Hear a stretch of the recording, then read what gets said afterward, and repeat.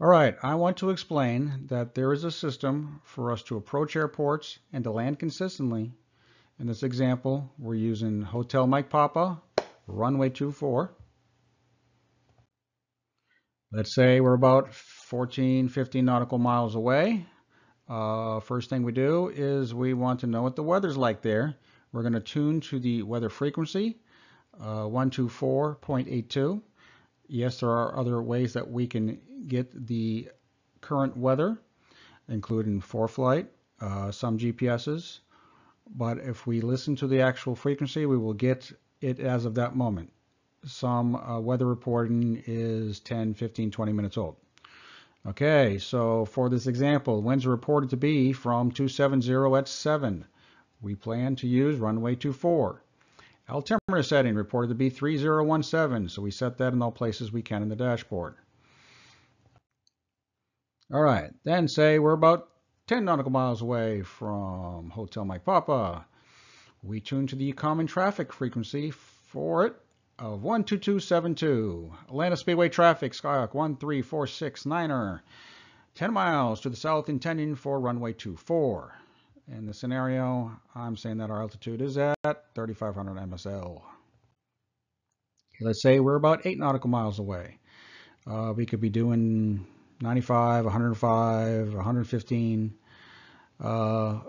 Let's just say we're doing about 90 knots, gives us about a mile and a half per minute. If we're at 3,500, we need to get down to 1,900. That means we need to descend 1,600, which you can break up into 4 blocks of 4, which means 4 minutes to descend. 4 times 1.5 is 6. It's just simple math, basically.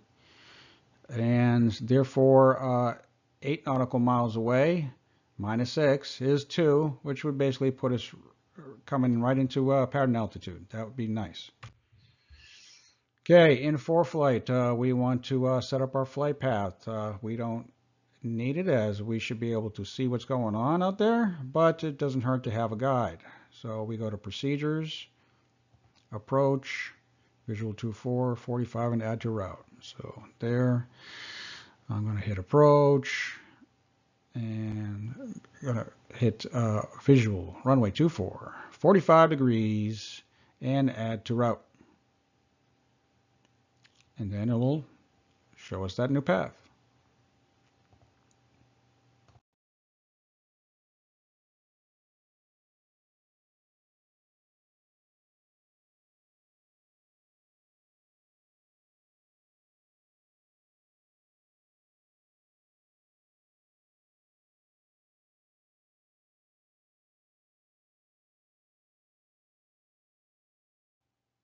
There's a zoom in version.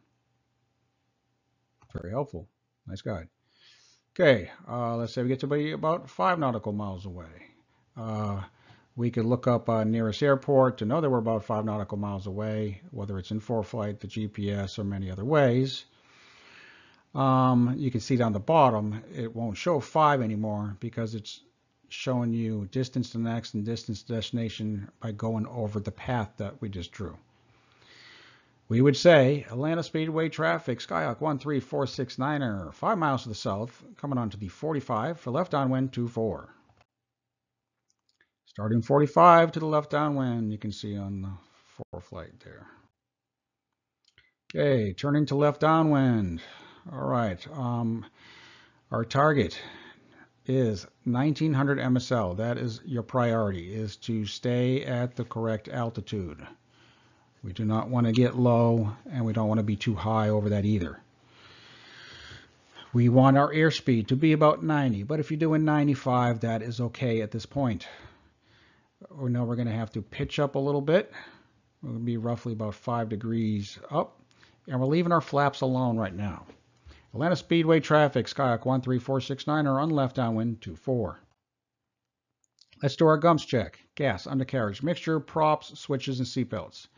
Well, undercarriage and prop on a 172 are not things that I need to really worry about, but these are good habits to get into because you could be flying any sort of plane in the near future when you have more complicated things. Passing the runway numbers, we're bringing the throttle back about 1500 to 1700.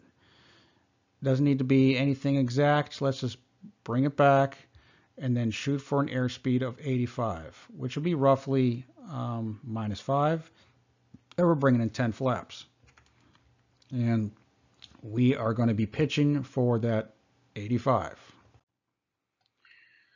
Okay, about 45 degrees from the runway numbers. Atlanta Speedway, traffic, Skok 13469, or turning left base to 4.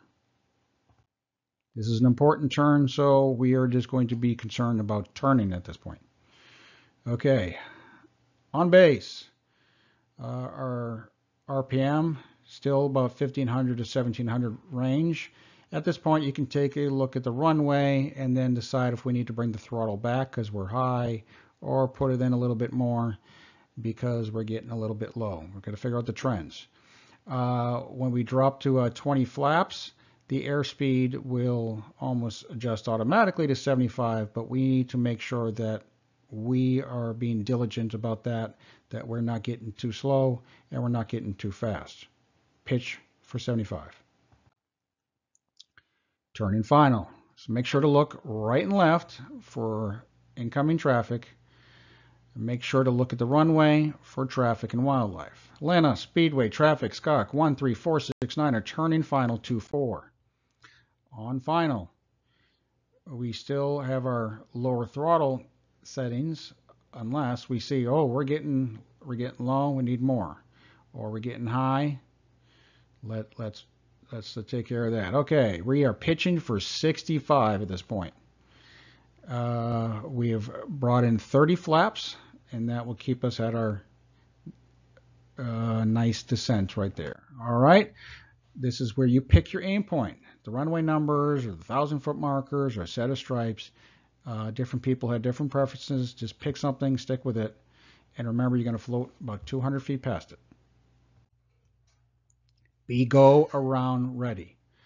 What this means is now I think, oh, it's going to be about 50-50 whether I'm going to be landing or going around. No, typically it's more like 90% I'm going to be landing, but it's great to keep this in mind because anything could happen. A deer could run out, somebody takes off in front of you, somebody with a mower gets too close, and you're going to remember, what are we going to do?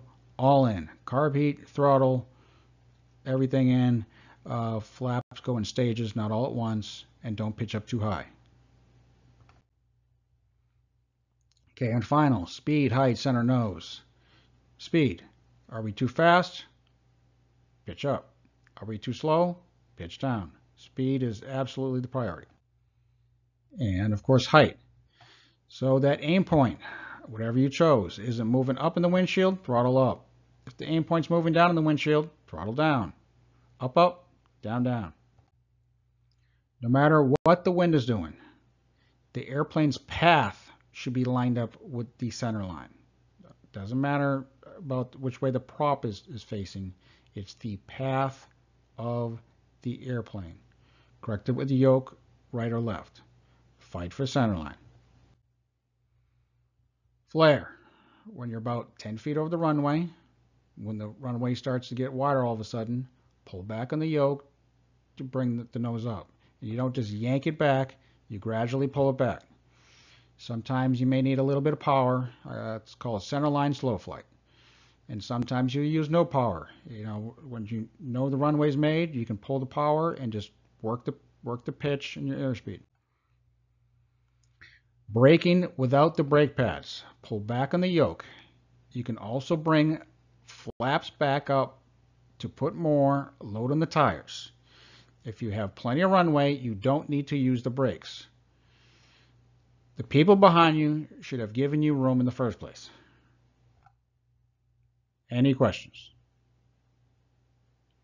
Thank you.